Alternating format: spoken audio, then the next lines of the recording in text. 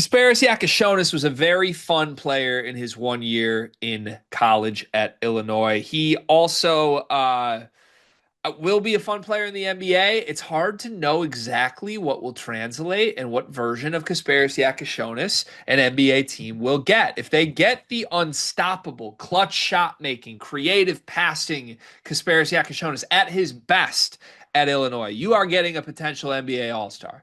If you get Kasparas at his worst, the turnover prone, the 3 point misses, the questionable fouls, questionable defensive stuff, I don't know that you have a rotation player. And there's not many guys. This is a great draft class, but there aren't many guys that have a bigger variation, maybe even play to play, game to game, than Kasparas Jakucionis from his brilliant moments and his weak moments. For what it's worth, when you add it all together, our big board has Kasparas Jakucionis 15th overall.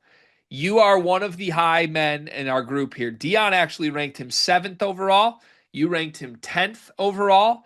Uh, Brian, Ralph, Carter Elliott, and myself all ranked Kasparas Jakucionis outside of the top 20. I have him 21st on my big board, which is certainly lower than most consensus NBA people have for Kasparas. What do you like about Kasparas? What are his strengths? Why do you have him 10th on your big board? Yeah, I think you hit the nail on the head in terms of the ceiling and what he could be. I got to be honest, G, I believe you watched him more than I did this past season, and that's why I'm a little bit afraid, a little bit scared, maybe even thrown off the scent with you having him in the 20s. But part of why I have him ranked so high is like just between the youth, the size, the playmaking, that makes me think he has a higher floor than like this straight up non-rotation piece. And I think the name of the game with him is that playmaking, what he can do out of ball screens. He's fearless as a passer, will attempt any pass. Sometimes that comes back to bite him. You mentioned the turnovers. That was a little dicey down the stretch of the season. Ended the year with 4 straight games, all in the postseason of 6 turnovers. Crazy stat. Kind of seems like you have to be trying to turn the ball over to have that many in a 4 game stretch. But beyond just the passing, I love the footwork. I love how effortlessly he gets to the free throw line despite not having like the textbook explosiveness you look for. And I think just his ability to get to those sidestep threes, those step back threes. I know there are some question marks around it, but he was shooting 41% from beyond the arc before his injury that caused him to miss 2 games. I think that means something. And I don't know, just when you combine the youth with like the overseas experience, I think there's a lot to like here with that with in regards to him hitting his ceiling and becoming a more consistent player. There are certainly a lot of different ways for it to work for Kasparas. That's probably the biggest reason for optimism, I would say, beyond just the fun skill set. I think he's not a prospect where it's like he only has one way to make an NBA team good or make this run. Right. He could be a superstar. He could be a bench guard. He could become a guy that makes threes off ball. He could become like just a pick and roll playmaking guy at the next level. He's smart. I think he's creative. There are a lot of strengths, and there are a lot of different ways for him to utilize his various broad skill set offensively to be the full package and to find a way to last in an NBA organization. My problem is he has as many weaknesses as he has strengths. And I'll get into some quickly, but I thought when you look back at Illinois' season last year, they were extremely talented. They were extremely young. Kasparas was the face of it. He's extremely talented, extremely young. Will Riley, another potential lottery pick, is a guy that was his running mate. But this was Kasparas' team more than it was anything else. He got the ball in his hands from the first moment of the season. He started the entire season as their star. He didn't come off the bench like Will Riley did, where it took him some time. This was his team. How Illinois' season went was ultimately on the shoulders of Kasparas Jakucionis, and it was a disappointing year. And the reasons it were disappointing were Kasparas' weaknesses. They turned it over constantly because he turned it over constantly. They couldn't shoot because he stopped making shots from three. They had questions on the perimeter defensively. Some of their losses, Kasparas got consistently attacked one on one, and I just don't think he had the answers. And there was a sentiment growing as the season went on. Once it set in with Illinois, the program, that this isn't our year. There was a sentiment of it of like, damn, it's fun with Kasparas, but he's more of a prospect than a player that's helping us Mhm. win.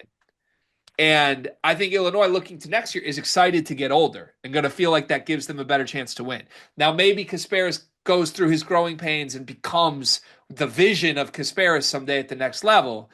But we've seen this with international prospects before. If you're not a finished product, if you're not playing winning basketball right now, sometimes you don't get there in the NBA.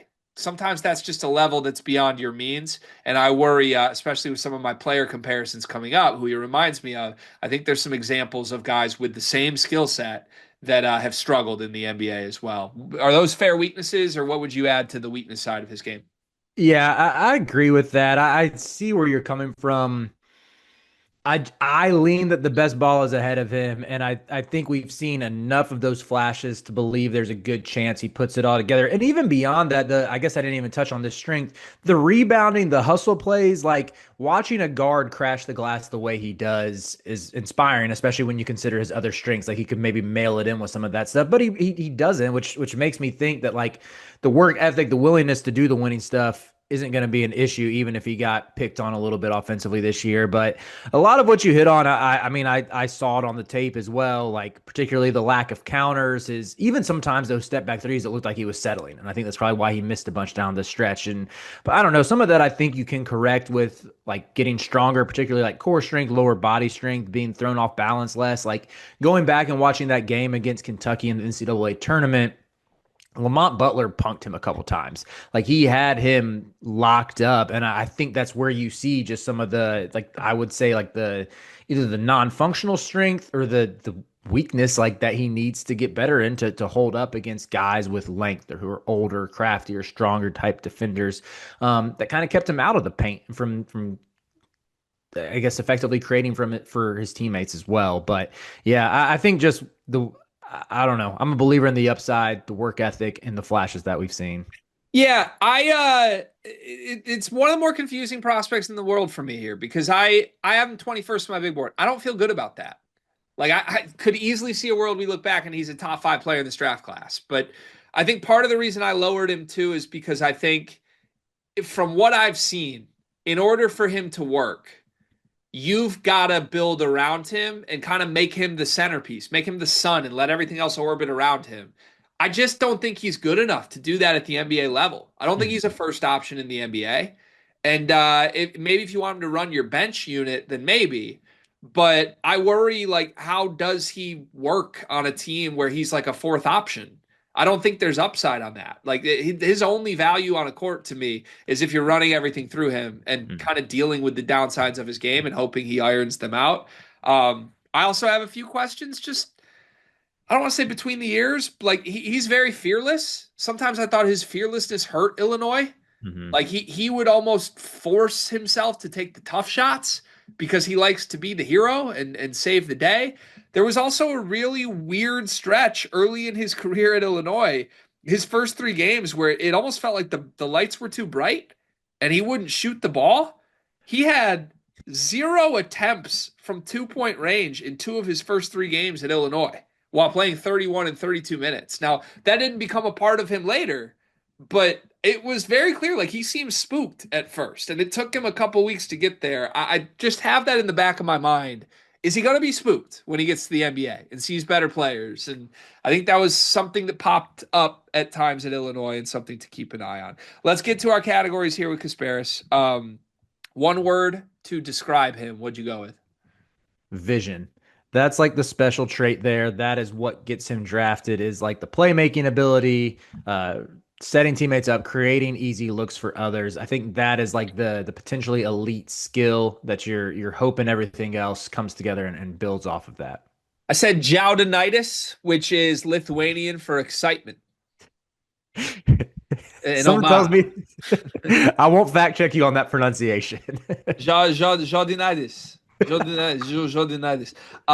He's a very exciting player. Let's move on. Floor or ceiling? What is more likely to be hit by Kasparis? I'm gonna stick it out with me ranking him 10th and say his ceiling. I'm obviously saying floor. If I have him at 21st, I have to think it's not going to work. And yeah, I hope he hits the ceiling because you're getting such a fun player if it does hit. What's the best team fit for Mr. Yakosonus? I said the Magic. Ooh, I said the Bulls. Why do you like the Magic? Magic, I get where you're saying that like you have to build around him and make him your primary option. Personally, I think he hits his ceiling if like he can develop as more of an ancillary piece and not have to be the go-to guy in the backcourt. I think having Jalen Suggs there can ease the transition a little bit, allow him to develop his off-ball skills more. And even just like looking at the track record of someone like Franz Wagner, I know Wagner's cell was like the elite defense coming out of college, but someone who's made huge strides offensively since being in the NBA, and I wonder if Franz could maybe like teach a thing or two to Kasparas. Yeah, I don't hate that. The Magic too, like if he does land on a team like that that kind of has some primary options, I still want them to be a team that has a need at point guard, and I think the Mhm. Magic would qualify for that. I said the Bulls stay in the state of Illinois. Number one, when he first got to Champaign, he took a picture and I think said he was in Chicago. And it's like you're in Champaign, not Chicago. So it'd be nice to see him actually get to Chicago, to the big city. Um, but no, I think the Bulls are in purgatory right now. And you will know what you get with Kasparis if he gets an opportunity to be the guy. And Mhm. I think that would happen quickly in Chicago. You compare him with Modest Buzelis, who is still a prospect I really like, and see whether or not it's going to work. In 5 years, where will he be? You could say All NBA, an All Star, a starter, a bench guy, or theoretically worse. What'd you go with? Starter. I said bench guy. So you think it will work? And like, what do his numbers look like 5 years from now? You think? 12 points, 5 assists, 4 boards. Okay, be a really good career for him, I think, if that's where he's headed. Do you think he ever does reach all-star level, or is he just like good starter his whole career? I don't think all-star level, but I could see him like his peak year stats being something like 15, 7, and 6 or something like that, like triple double threat. Okay. I am going to get to where I think his long-term career heads by the worst case comparison here, but 5 years from now, I think he will still be on an NBA bench, still getting opportunities to be the guy, but the ugly parts of his game still affecting him a little too much. What is Kasparas Jakucionis the most likely to? I said infuriate the Kasparas Muse account into tweeting, I can't do it anymore, you guys. Mine is somewhat adjacent to that. I said to have a 10 turnover game in summer league or an equally as embarrassing performance. Ooh, I like that. But trying to think of some guys from the past. Trey Young had a game like that. Yeah, I could see that. Even Wimby, remember Wimby's debut? That was super underwhelming. But yeah, like I feel like D'Angelo Russell was awful his first summer league, then came back year two and was like awesome. That was when he was like doing the ice in his veins thing year two, but people forget he was atrocious that first summer league go around. And I think Kasparis is either gonna have that like 10 turnover game or like a 3 for 17 type performance, 0 for 7 from three. That's like that really raises eyebrows in a bad way. Hopefully yours is the answer because it would mean it happens early in his career and then he becomes a star like some of the other guys you Yes. mentioned. But Yep, yep. for me, I'm going the other route. I think like there will be the Kasparis Muse account that just does the player fan account stuff. And after like 4 years of him constantly making mistakes and turning it over, the account's just gonna be like, I'm done. Guys, this is too hard for me. I can't do it. Let's get to comparisons. You actually just mentioned my best case comparison for Kasparis is D'Angelo Russell, one of my favorite players of all time. What's your best case comp? Said Josh Giddey. Okay. Giddy to me, I think Giddy is bigger and more athletic, but you see some of those same playmaking flashes, like the wow factor on some of the passes. Giddy really has developed nicely into like an off-ball threat as well in Chicago, and I think for Kasparis, I don't know. I've always said Kasparis. You're saying Kasparis. However you pronounce it, to like be the best version, I think he needs that off ball ability and same type of player with like the triple double threat, high assist guy as well. Okay. I like D Russ as the comp. Again, Russell's one of my five favorite college players ever. When Kasparis was on, he was one of my favorite players I've ever watched as well. I think fun and excitement has to be part of the comp here. Russell ultimately never really became the all NBA guard that we thought he could be, but he's Hmm. going to have a long lasting career that's still ongoing of being a starter. He had some years where he was one of the better guards in the league as a young player. And it's dependent on him making shots from outside. It's dependent on his step backs going in, getting to utilize his creativity. Um, Ultimately, there's still a little too much down with D'Angelo for a team to want to build around him long term. And I think that's my best case for Kasparas. Even if he has a couple good years, the team will ultimately be like, yeah, we don't want to build around this guy. Giddy's similar, I think, using him as a best case comp. We've already seen Oklahoma City move off of him and Mhm. go in on something else. And I think we're in the same realm there. Worst case scenario comparison, I feel very good about mine. What's yours? I feel great about mine as well. I said Vít Krejci from Czech Republic. Big point guard type who's not dependable enough to be a starter, but he gives you like a ton of splash plays with his handle and like how he'll attempt any pass. Yeah, and I think that speaks to like Krejci to me. He still like strikes me as a guy who's going to play in the NBA for a long time, just as like a bench guard who's fun and exciting, but never really gets out of that role. And I think that is probably Kasparas's floor. I don't hate that, but I love mine. We'll see what you think of it. Killian Hayes. I called this out in the middle of the season, and I've never been able to look at Yakosonus the same way again, and it's why he's so low on my big board. I think they're identical. I think what I watched of Killian Hayes in film before the Pistons took him, when Kevin O'Connor was billing him as the best player in the class, it's literally what Kasparas' every game was at Illinois. A guy whose entire offensive skill set is step back threes. Hmm. That was Kasparas, or that was Killian. The sell was literally look at this step back shot maker. And then he got to the Pistons and they didn't go in. And guess what? They didn't go in for Kasparas at Illinois. It's identical. It's not good offense when all the guy can do is step backs. He has no other move. He can't But score inside. It's he it. got to but he had like a 50% free throw rate. Does this mean nothing to you? Killian can do that too. There's no like counter. There's no footwork in the middle. It's like let me do the mid range now. You still can't No. shoot. Okay, I think Kasparas was a great mid-range shooter this past year. When he does like his little when he snakes ball screens, gets to his mid-range spot, like I think he can do more than He step never back. does that. He never does that. All he does is the step backs. I'm telling you, man. If you ripped 18-year-old Killian Hayes out of France and put him in Brad Underwood's arms, it would have looked identical to what Yakoshonis' year was.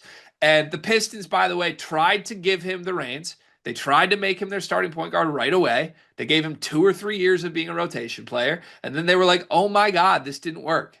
And I think that is the worst case scenario. It's out of the league pretty quickly. Killian's been in and out of the G League ever since. He's going to get another shot in Brooklyn, it looks like. But yeah, I hate how much I think they are identical players, literally. It's sad. I think that's a little overstated, but I'll let you have that. As I mean, you have a strong track record as the Illinois Whisperer. Who am I to question you on that? And obviously you saw Killian's Pistons career flame out in painstaking detail, but I don't know, man. I just think he's a little bit better than you're giving him credit for. Killian was my favorite Pistons pick in 13 years, by the way. I loved him. There was no bigger Killian Hayes guy than me for a few years, and I was just wrong. And we'll see. Hopefully I'm as wrong about Kasparas as I was about Killian, and this works out. We shall see. If you like this video, we have 79 more of these going up leading up to our NBA Draft-a-Palooza live show on the night of the NBA Draft. Click subscribe. Thank you for watching. Let us know what you think Kasparas will be in the NBA in the comments.